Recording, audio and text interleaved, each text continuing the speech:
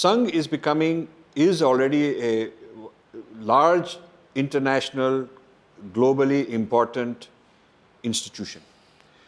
I think the world knows that Sangh is something very, very important, but they don't have the right impressions about it. There is some mystique, some misinformation, some fear, all of that. Now Sangh is transforming very dynamically under your leadership, and I've met some of the other senior people, they're very dynamic people. And the world is also changing very rapidly. So traditionally, the Sangh I'm not sure there was a culture of self-criticism in Sangh. I see this in church. Maybe in India they don't let the church criticize because they are a low-level subsidiary, but in the Western headquarters they are doing critical review. They are a database where they are evaluating cost per conversion. They are evaluating mathematically. In Kerala it's this, that. Egypt it's like this, China this, that, whatever. Of course, India is the most fertile place for them. So they're measuring productivity, they're measuring youth empowerment. So whatever programs they're doing, there is a numerical, quantitative metric to evaluate the success of the program. And then they are firing people, replacing, this guy get promoted over that, like that, based on like a corporate style. So do you feel that evaluating people's performance in a very objective way would be a good idea, because then when you're evaluating, you're also having to give critical feedback. And then you are also having to move people up based on merit.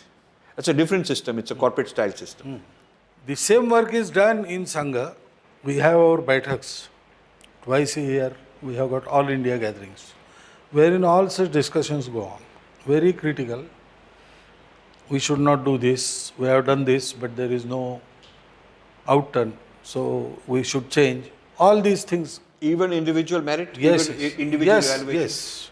Individual merit is not discussed in large gatherings, but at each district there are 5 or 10 persons who twice a year, thrice a year, they sit together and evaluate every person in our working system. And accordingly, the changes are brought about.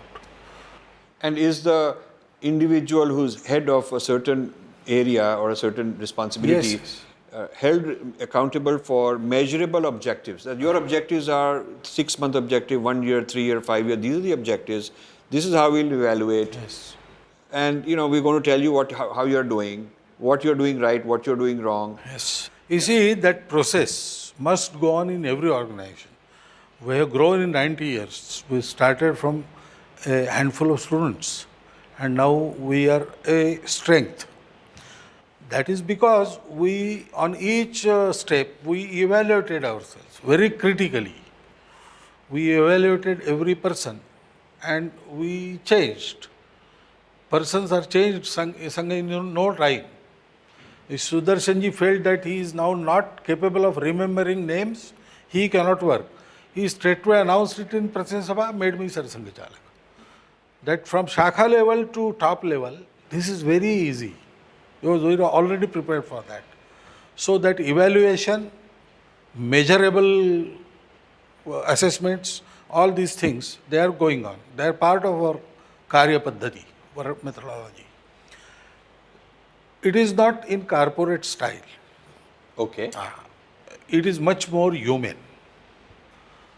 So, we do not fire, we replace. Some individual is replaced, and the replaced individual is given another job that will suit his capacity. That type of thing happens. There is no termination in Sangha. This is a job without payment, without pension, but your sustenance will be maintained and there is no retirement. That is how we work. So, comparing it with corporate method will not help. It is our own method. We do it, and that is why we are growing. And in spite of all odds, we are winning. So that will go on. So that is the integral part of any organization.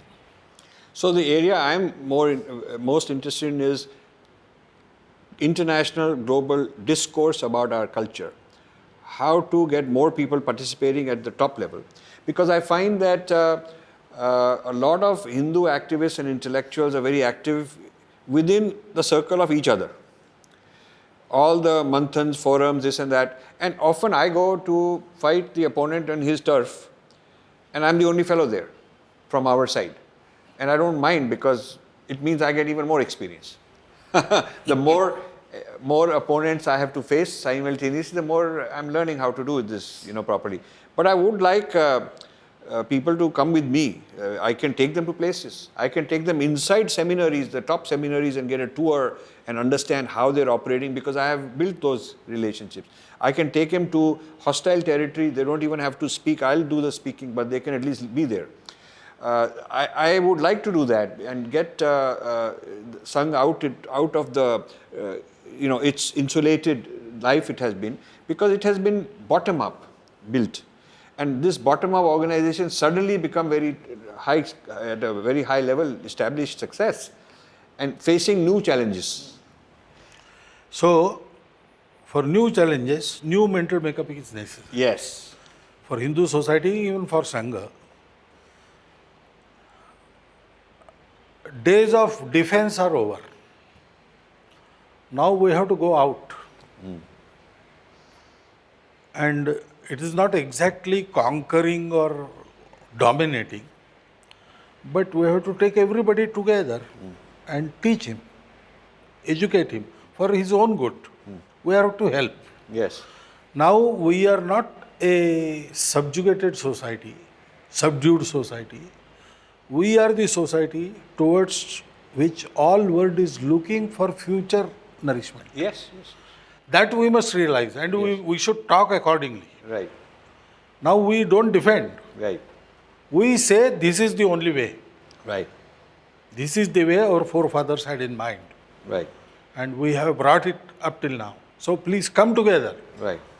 We will together treat this way and educate the whole world. Make Bharat Vishwaguru.